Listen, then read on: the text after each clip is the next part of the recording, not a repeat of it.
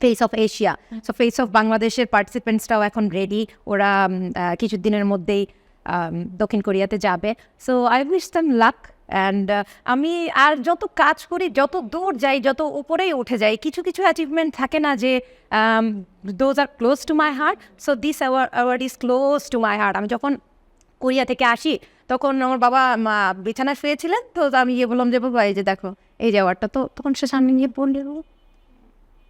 So এটা আমার জন্য অনেক বড় পাওয়া, বিকজ শুধুমাত্র মডেল বা শুধুমাত্র আমার কাজের জন্য একটা মানে অ্যাচিভমেন্ট বেসিসে একটা অ্যাওয়ার্ড, এটা সেই অ্যাওয়ার্ড না, এটার একটা ডেপথ আছে। It has got a very, কী বলেন, it has got a very meaningful something.